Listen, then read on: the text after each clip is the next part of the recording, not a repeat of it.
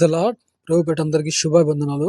ఈరోజు దేవుని వాక్య సందేశం మత్తయి సువార్త 11:8 ప్రయాసపడి భారం మోసుకున్న సమస్త జనులారా నా యొద్దకు రండి, నేను మీకు విశ్రాంతి కలగజేతునని వాక్యం సెలవిస్తుంది. అందరూ బాగానే ఉన్నారు, నాకే ఎందుకు ఇన్ని కష్టాలు బాధలని ప్రతి ఒక్కరు అనుకోవడం సహజం.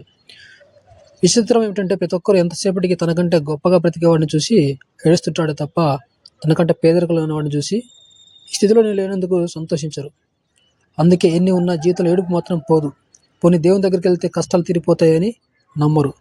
ఎన్నో కష్టాలు బాధలతో జీవితం అంతా భారంగానే బ్రతుకుని విడుచుకుంటూ వెళ్తుంటారు. డబ్బుంటే చాలు కష్టాలు బాధలు తీరిపోతాయని భ్రమలు చాలామంది డబ్బు కూర్చుకుంటారు. అయితే డబ్బున్న వాళ్ళకి సమస్యలు లేకుండా ఉంటున్నాయా? వాళ్ళకుండే సమస్యలు వాళ్ళకు ఉంటాయి.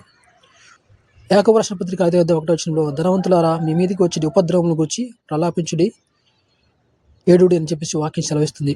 కాబట్టి ధనం కూర్చుకోవడం వల్ల మనుషులకు ఉండే భారం తొలగిపోదు. అనేక రకాలైన సమస్యలతో మనుషుల భారంతో బరువెక్కి ఎంతో ప్రయాసతో జీవిస్తుంటారు.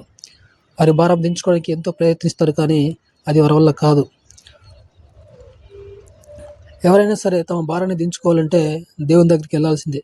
మన భారాన్ని గోడతో తీసేయడానికి దేవుడు సిద్ధంగా ఉన్నప్పటికీ దేవుని మీద నమ్మకం లేక మనమే గొడ్డలతో మన భారాన్ని తీసేసుకోవడానికి చాలా కష్టపడుతుంటాం.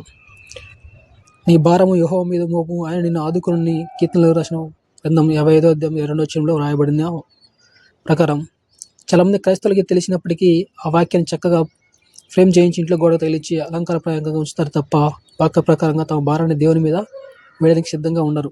కాబట్టి నువ్వు ప్రయాసంతో మోసి నీ భారం తొలగించుకొని విశ్రాంతిగా ఉండాలంటే దేవుని దగ్గరికి వెళ్ళి వేడుకోవాలి. అందుకు నువ్వు సిద్ధమా? ప్రభువా, ఈ లోకంలో భారంతో ప్రయాసపడుతున్న మాకు విశ్రాంతి దయచేయమని ఆయన అడుగుదాం. ఆ రీతిగా మనము సిద్ధపడదాం. దేవుడి చిన్న వాక్యం దీవించును గాక. ఆమేన్.